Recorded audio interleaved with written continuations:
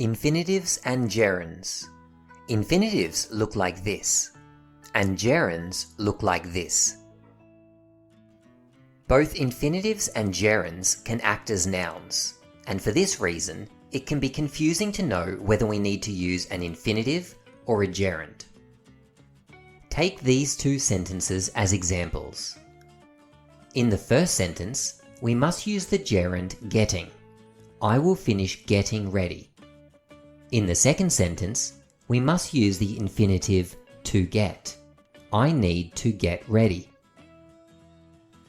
We can't say, I need getting ready, nor can we say, I will finish to get ready. In this video lesson, we'll look at 6 tips to help you work out whether to use a gerund or an infinitive. Let's start at number 1. Look for certain verbs. We need to pay attention to the verb that comes immediately before. Here are a few common verbs that are followed by a gerund. Here are some examples using some of these verbs. Keep. My hat keeps falling off. Recommend. I recommend studying for the test. Enjoy. He enjoys swimming. Because of each of these verbs, a gerund must follow. Here are a few common verbs that are followed by an infinitive. Here are some examples using some of these verbs. Hope. I hope to do well on my test. Wait. He cannot wait to finish work. Decide. We decided to go out for dinner. Because of each of these verbs, an infinitive must follow. There are also a group of verbs that can be followed by either an infinitive or a gerund. Let's take the verb love. There is an infinitive after love in this sentence. I love to sing. There is a gerund after love in this sentence. I love singing. So, tip number 1 tells us that certain verbs indicate whether to use an infinitive or a gerund. Let's move on to tip number 2. Use an infinitive after most adjectives. Here are some examples of sentences in which an infinitive follows an adjective. The room is too small to fit a double bed. It will be easy to pass this test.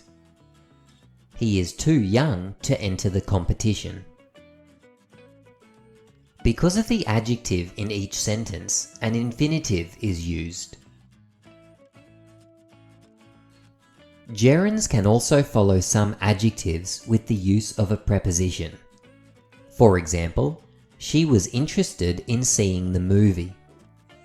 The preposition in is used before the gerund. Most of the time, however, infinitives follow adjectives. Number 3. Gerunds are used as the subject of a sentence. Although it is possible to use an infinitive as a subject, it is much more common for gerunds to be used.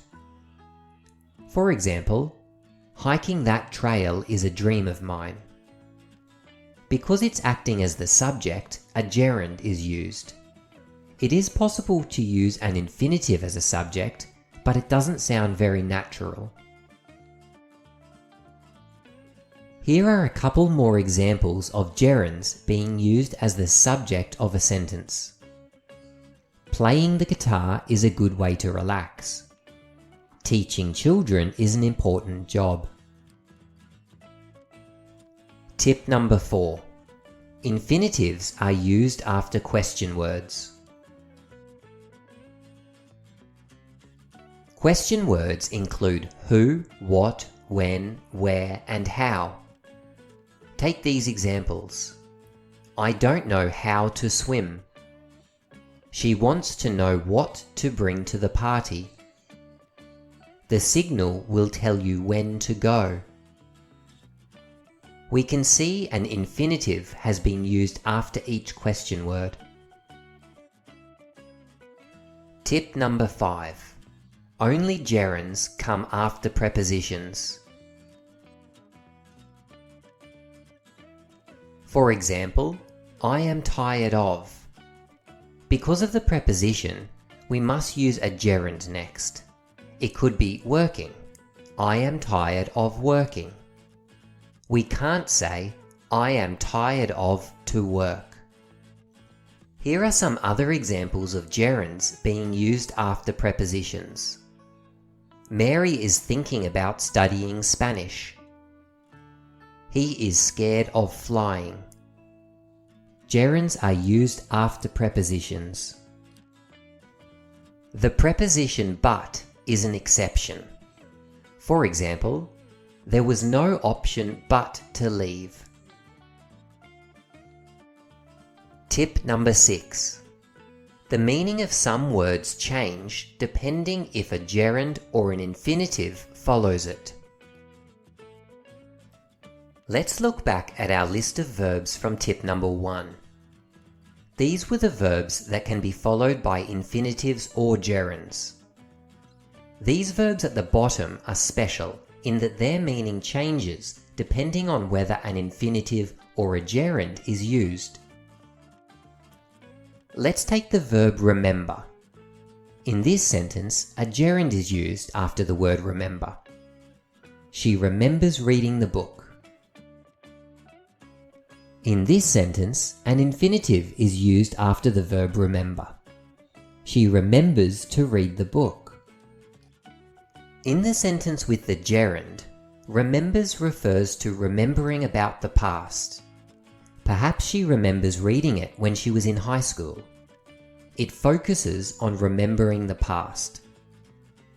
In the sentence with the infinitive, remember refers to remembering to do a task that had been planned.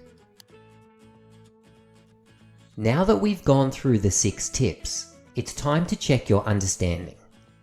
Complete each sentence using either a gerund or an infinitive. Pause here while you work. Let's check how you went.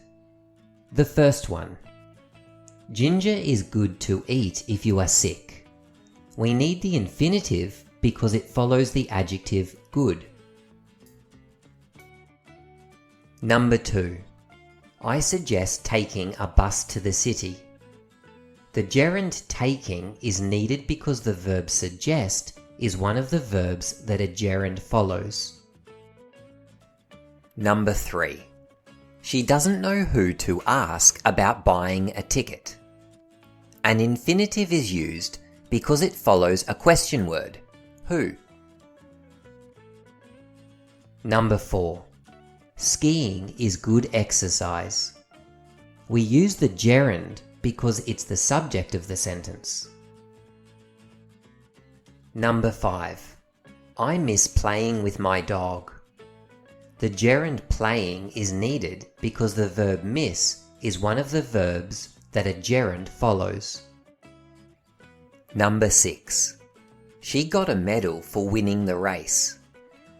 Gerunds are used after prepositions. In this sentence, the preposition is for. Number 7. The players need to improve their fitness. The infinitive is used because of the verb need. Number 8. My dog is too old to climb the stairs. We use the infinitive to climb because it is following an adjective. And the last one. Helping others is important. We use a gerund because it forms the subject. EasyTeaching.net